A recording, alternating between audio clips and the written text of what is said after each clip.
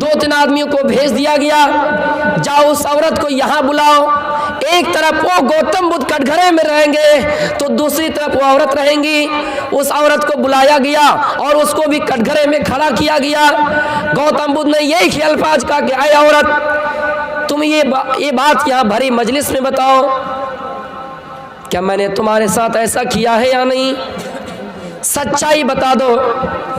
मुझे मालूम है तुम पैसों में बिके हो, लेकिन उस दुनिया में क्या जवाब दोगे जो परले का दिन होगा? पैसा दुनिया में खत्म हो जाएगा। तुम थोड़ी सी रकम के लिए मुझे जलील कर रहे हो। मैं तो अपनी सफाई बयान नहीं करूंगा, तुम ही सच्चाई बता दो। जो ही ऐसा कहना था, उस औरत के पैरों तले जमीन खिसक गई। उसने कहा, नहीं, मुझे पैसा दिया गया है और मैं यहाँ पैसों के बदौलत आई हूँ। ये कहना था, वो औरत तेजी से भागी, इतनी तेजी से भागी और दरबारी उसका पीछा करता रहा। मेरे भाइयों, थोड़ी दूर जाने के बाद जो पेट में गट्ठर बांधा हुआ था, कपड़ा वगैरह का गट्ठर बांधा हुआ था, तेजी से दौड़ने के कारण वो रस्सी फट गई, वो सिलाई फट गई और जो सामान पेट में बंधा हुआ था वो सारा सामान गिर गया। गौतम बुद्ध देखकर हंस रहे हैं और कहने, देखिए राजा, आए देश के प्रधानमंत्री जी, आप वो देख लीजिए, सच्चाई का एतराफ मैंने किया और आपके सामने अभी सबूत है। ना जाने कितने ऐसे मुजरिमों को जेल की सलाखों में डाला जाता है। अगर मैं सच्चाई का एतराफ़ कर लेता, मैं उस औरत को यहाँ ना बुलाता, मैं अपनी सफाई बयान करता, तो हो सकता है कि आप मुझे जेल की सलाखों में डालें। इससे पहले कि मैंने उस औरत को यहाँ बुलाया और उसको परले के दिन से जुड़ा, आगाह किया। गौतम बुद्ध का नाम सुने आपने?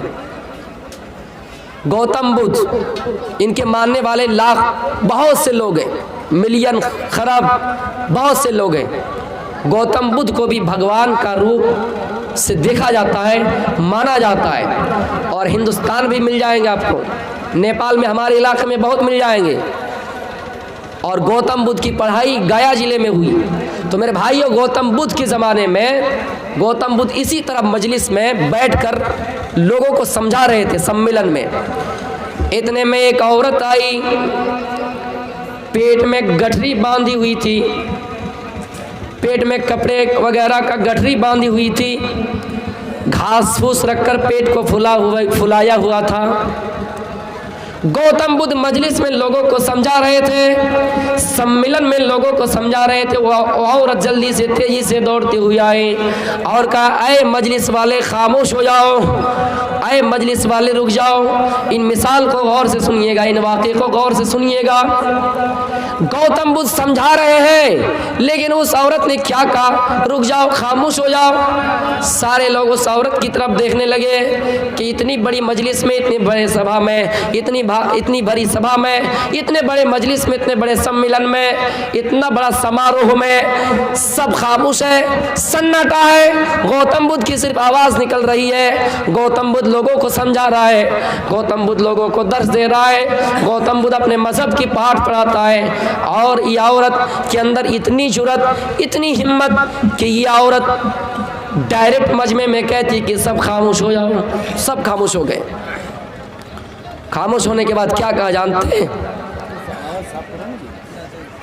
खामोश होने के बाद उस औरत ने कहा, मजलिस वालों, ये जो गौतम बुद्ध अभी तकरीर कर रहे हैं, सबको समझा रहे हैं, जरा मेरी तरफ देखो। सब ने उस औरत की तरफ देखा। पेट में लकड़ी वगैरह, कपड़े वगैरह का गट्ठर बांधा हुआ था, पेट बड़ा नजर आ रहा था। सबसे मुखातब होके कहा, यही वो गौतम बुद्ध है, सम्मेलन में तकरीरें करते हैं, लोगों को दर्श देते हैं, लेकिन इन्होंने मुझसे मुंह काला किया है, इन्होंने मुझसे जिना किया है और जिना करने के बाद मेरे पेट में हमल ठहरा है और हमल ठहरने के बाद आज मैं 6 महीना 7 महीना का हो गया।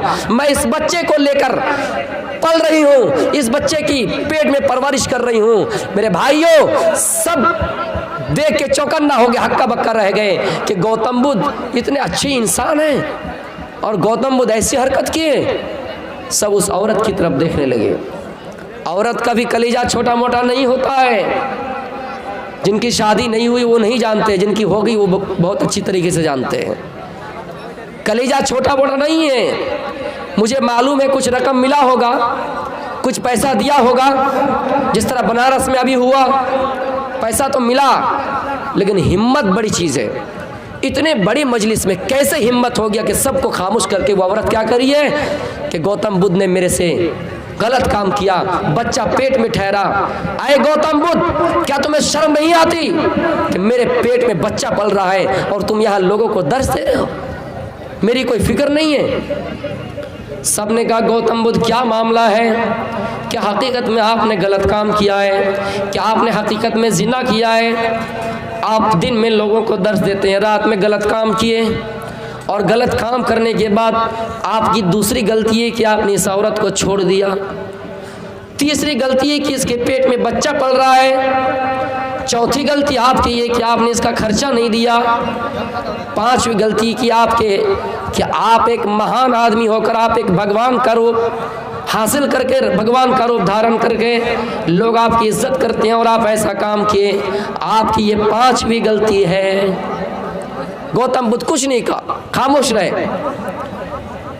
मुकदमा अदालत में पेश किया गया। अदालत में शिकायत की गई कि गौतम बुद्ध ने ऐसा ऐसा काम किया, लड़की के साथ गलत काम किया। गलत काम करने के बाद छोड़ दिया, फिर उसके पेट में बच्चा पल रहा है, 6-7 महीने का हो गया है, खर्चा भी नहीं दे रहा है। सब हक्का बक्का रह गए। जब गौतम बुद्ध को अरेस्ट करने की बात आई तो कहा गौतम बुद्ध आप जल्दी से चलिए राजा के पास, जल्दी से चलिए आप कोर्ट, जल्दी से आप चलिए वरना हमारी पुलिस आएगी और आपको गिरफ्तार करके ले जाएंगी। आप जल्दी से चलिए। गौतम बुद्ध सर झुकाए हुए जल्दी से तेजी से आगे बढ़े, राजा के पास गए। राजा के दरबारी दोनों तरफ लगे हुए हैं। उसको कटघरे में खड़ा किया गया और राजा ने कहा क्या गौतम बुद्ध आपने ऐसा वाकई में किया है? उसने कहा मैं इतना बताना चाहता हूँ मैंने ऐसा किया या नहीं। मैं अगर बोलूँ कि नहीं किया तो आप लोग मानेंगे नहीं, अगर बोलूँ हाँ किया तो मान जाएंगे। बेहतर है कि आप उन लड़की को यहाँ बुलाइए। 2-3 आदमियों को भेज दिया गया, जाओ उस औरत को यहाँ बुलाओ। एक तरफ वो गौतम बुद्ध कटघरे में रहेंगे तो दूसरी तरफ वो औरत रहेंगी। उस औरत को बुलाया गया और उसको भी कटघरे में खड़ा किया गया। गौतम बुद्ध ने यही अल्फाज कहा कि आए औरत, तुम ये बात यहाँ भरी मजलिस में बताओ, क्या मैंने तुम्हारे साथ ऐसा किया है या नहीं? सच्चाई बता दो। मुझे मालूम है तुम पैसों में बिके हो, लेकिन उस दुनिया में क्या जवाब दोगे जो परले का दिन होगा? पैसा दुनिया में खत्म हो जाएगा। तुम थोड़ी सी रकम के लिए मुझे जलील कर रहे हो। मैं तो अपनी सफाई बयान नहीं करूंगा, तुम ही सच्चाई बता दो। जो ही ऐसा कहना था उस औरत के पैरों तले जमीन खिसक गई। उसने कहा नहीं, मुझे पैसा दिया गया है और मैं यहाँ पैसों के बदौलत आई हूँ। ये कहना था। वो औरत तेजी से भागी, इतनी तेजी से भागी और दरबारी उसका पीछा करता रहा। मेरे भाइयों, थोड़ी दूर जाने के बाद जो पेट में गट्ठर बांधा हुआ था, कपड़ा वगैरह का गट्ठर बांधा हुआ था, तेजी से दौड़ने के कारण वो रस्सी फट गई, वो सिलाई फट गई और जो सामान पेट में बंधा हुआ था वो सारा सामान गिर गया। गौतम बुद्ध देखकर हंस रहे हैं और कहने देखिए राजा, आए देश के प्रधानमंत्री जी, आप वो देख लीजिए, सच्चाई का एतराफ मैंने किया और आपके सामने अभी सबूत है। ना जाने कितने ऐसे मुजरिमों को जेल की सलाखों में डाला जाता है। अगर मैं सच्चाई का एतराफ़ कर लेता, मैं उस औरत को यहाँ ना बुलाता, मैं अपनी सफाई बयान करता, तो हो सकता है कि आप मुझे जेल की सलाखों में डालें। इससे पहले कि मैंने उस औरत को यहाँ बुलाया और उसको परले के दिन से जोड़ा, आगाह किया। तो मेरे भाइयों, ऐसी साजिश लोगों के साथ की जाती है और ऐसा कोई दूसरा नहीं अपने ही लोग करते हैं। जब भी कोई परवान चढ़ना चाहा, जब भी कोई बुलंदी को छोड़ना चाहा, उनके साथ ऐसा ही मामला किया गया, उनके साथ ऐसा ही मामला किया गया। तो मेरे भाइयों, उस औरत की साजिश ये थी कि पेट में गट्ठर बांधकर, ऐसा लग रहा था बड़ा पेट नुमाया, बड़ा पेट जाहिर करके लोगों को ये बतला रही थी कि देखो गौतम बुद्ध ने मुझसे ऐसा काम किया है। बड़ा पेट करके अगर नहीं आती तो लोग ये समझते कि किया कि नहीं किया, गलत काम हुआ या नहीं हुआ। उस ज़माने में DNA टेस्ट होता नहीं था, मेडिकल रिपोर्ट सामने नहीं आती थी, इसलिए बड़ा पेट करके लाया ताकि लोगों को यकीन हो जाए कि गौतम बुद्ध ऐसा करते थे। तो मेरे भाइयों, गौतम बुद्ध वाकई में ऐसा नहीं थे। जब भी कोई महान इंसान, जब भी कोई परवान चढ़ना चाहा, पहलवान इंसान, जब भी कोई दीन दावत व तबलीग के मैदान में उतरा, जब भी कोई आलिम दीन की खिदमत करना चाहा, उनके साथ ऐसा ही मामला किया गया मेरे भाइयों। और ये उम्मीद सिर्फ मुझे मर्दों से थी, लेकिन उस वाक़े को मैं जब पढ़ा तो मैं भी तंग रह गया, हक्का बक्का रह गया कि औरत के अंदर भी इतनी जुर्रत कि पैसों की बदौलत वो भी कुछ कर सकती है। तो मेरे भाइयों, ज़रूरी नहीं है कलीजा अल्लाह ताला जिसका बड़ा कर दे, चाहे वो औरत हो या मर्द। उस जगह पे औरत ने कितना बड़ा काम किया हम और आप समझ सकते हैं। आज देख लीजिए, चैनल वाले बार बार बोल रहे थे मौलाना जर्जीस साहब के बारे में आप बोलिए। मैं किसी इंसान की सफाई बोलना नहीं चाहता हूँ, इंसान खताकार है, खताएं उनसे हो सकती है, गलती उनसे हो सकती है, लेकिन मेरे भाइयों, सूरत हाल क्या है ये देखना चाहिए, मामला क्या है ये देखना चाहिए। संविधान हम भी पढ़ते हैं, 376 संविधान क्या होता है मुझे अच्छी तरीके से मालूम है। जब कोई मामला FIR दर्ज होता है, दर्ज होने के बाद दोनों पक्ष के वकील गवाह पेश करते हैं, सबूत पेश करते हैं। IPC इंडियन पैनल कोड के तहत FIR दर्ज होता है, इंडियन पैनल कोड के तहत, और गवाह होता है CRPC 164 के तहत गवाह होता है मेरे भाइयों।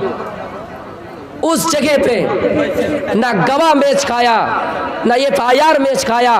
उसके बाद अगर कोई किसी से बलात्कार करता है, मेडिकल रिपोर्ट उसके सामने लाई जाती है, 6 महीने में DNA टेस्ट कराया जाता है। सिर्फ इतना ही नहीं, इस पर चेक भी किया जाता है मेरे भाइयों। क्या क्या दलीलें मिली, क्या क्या सबूत मिला, हम उसकी तरफ नहीं जाना चाहते हैं। खुद मौलाना जर्जीस साहब का बयान है कि लड़की ने कुछ साबित नहीं कर पाया, बावजूद अरेस्ट किया गया। स्वागत करते फैसले का, किया अरेस्ट, ठीक है, लेकिन आप नुक्ता नजर अगर देखेंगे, जिस तहत उन पर FIR हुआ, उनको जेल में डाला गया, ये तो ठीक है, लेकिन जब मीडिया का भाषण आया, जब मीडिया इसके ऊपर तहलका मचाए, उस दिन की तारीख जिस दिन मेरी आंख में भी आंसू आ रहे थे, जिस मौलाना को बार बार, सिर्फ वही मौलाना नहीं बल्कि पूरे हिंदुस्तान के उलमा को, और सिर्फ उलमा ही नहीं, हिंदुस्तान ही नहीं बल्कि जितने भी उलमा इस दुनिया में पैदा लिए हैं, सबको यही लक़ब दे रहे थे कि रेपिस्टिक मौलाना है, सबको यही लक़ब दे रहे थे बलात्कारी मौलाना है। मेरे भाइयों, ये कहा उसके बाद कहा कि भड़काऊ भाषण था, उसके बाद कहा कि लड़ाई पर ये लोगों को उकसाता था। मेरे भाई, वो मामला वहां पर ये नहीं था, जबकि मामला ये 376 बलात्कारी मामला था। उनमें आप कह सकते थे और सिर्फ उसी इंसान को कह सकते थे, लेकिन आपने ऐसा नहीं किया, बल्कि पूरे हिंदुस्तान में आग मचाने की कोशिश की। लेकिन मुसलमानों ने सब्र हिम्मत से काम लिया। मुसलमानों के इन जज्बात को मैं सलाम करता हूं कि किसी भी मुसलमानों ने, किसी भी उलमा ने इनके खिलाफ एक्शन नहीं लिया। हम यही चाहते कि भारत में अमन व अमान हो, कोई किसी के खिलाफ जहर ना उगाले, मजहब की बुनियाद पर कोई किसी से ना लड़े। मेरे भाइयों, 376 का मामला और मजहब का मामला आसमान जमीन फर्क है, लेकिन उस जगह पे मजहब के नाम पर यहाँ पर ये, वहाँ पर ये, हिंदू मुस्लिम सिख ईसाई, इन तमाम को लोगों को वो ऐसा सोच रहे थे कि हम लोगों को फिर आग खड़ा करें, लोगों के दरमियान विवाद पैदा करें। उनकी यही सोच थी, जबकि 376 का मामला क्रिमिनल तो है, लेकिन मजहब के बुनियाद पर इसमें कुछ कहा नहीं जा सकता था। लेकिन मीडिया इसी चीज़ को कटिंग करके दिखा रहे थे, यहाँ की तकरीर, वहाँ की तकरीर, इस मौलाना के बारे में, उस मौलाना के बारे में। इनकी साजिश अच्छी तरीके से मालूम है। ये हिंदुस्तान में कभी नफरत के अलावा भाईचारे की बात कर ही नहीं सकते हैं। जिनको बाहर से पैसा आए, जिनको इस तरह मुआवजा मिले, वो कुछ भी करने को तैयार है। इसको मालूम है कि अगर अच्छी तरीके से बात करें, भाई भाई की बात करें, हिंदुस्तान में मोहब्बत की बात करें, जो इज्जत अभी मिल रही है वो इज्जत इन्हें नहीं मिलेगी। लेकिन एक बात याद रखना, अल्लाह जिसको इज्जत देना चाहे उसे देकर ही रहेगा, और जिसे जिल्लत करना चाहे उसे जिल्लत करके ही रहेगा। मेरे भाइयों, ऐसे ऐसे सूरत हाल पेश आए हमारे इस मुल्क में, हम ज़्यादा कुछ बोलना नहीं चाहते हैं, आप इशारा समझ जाइए। और हम तो यही चाहते हैं कि हिंदुस्तान में मोहब्बत की मिसाल पेश हो, हिंदू मुस्लिम सब भाई भाई है। गुजरात में दंगा हुआ, हिंदुस्तान की आज़ादी के वक्त उन लोगों को मैं सलाम करता हूँ कि हिंदू मुस्लिम कैसे एक प्लेट पर खाना खाए, इत्तेहाद का सबूत दिया। मौलाना अबुल कलाम आज़ाद मुसलमान थे, अल्लामा थे, मौलाना थे, लेकिन बावजूद उनका संघर्ष जारी रहा। इत्तेहाद व इत्तेफाक पर उनका बड़ा जोर रहा, योगदान उनका रहा कि हिंदुस्तान में हिंदू मुस्लिम सब एक रहें। महात्मा गांधी जी का भी नारा यही था, पंडित जवाहरलाल नेहरू का भी नारा यही था, डॉक्टर भीमराव अंबेडकर भी जब संविधान लिख रहे थे कभी ऐसा नहीं कहा कि हिंदुस्तान से मुसलमानों को अलग कर दिया जाए, उन्हें उनका हक देने से महरूम कर दिया जाए, ऐसा उन्होंने नहीं कहा। जमहूरियत का मुल्क दिया। मेरे भाइयों, हम और आप भी एक बात याद रखिए कि इन मीडिया के चलते हम भी देश में नफरत फैलाने की बात ना करें, जहर ना उगाड़ें, हरदम कोशिश करें वो आग को जितना ही उजागर करे, आग को जितना ही फैलाए, हम कोशिश करें कि पानी डाल के हम बुझाने की कोशिश करेंगे। हालांकि वो आग बुझे या ना बुझे, जिस तरह जंगल में आग लगती है और जंगल आग से भड़क जाता है, मेरे भाइयों, एक परिंदा छोटा सा गुड़ैया अपने चोंच में पानी का कतरा लाता है और उस जंगल को बुझाने की कोशिश करता है।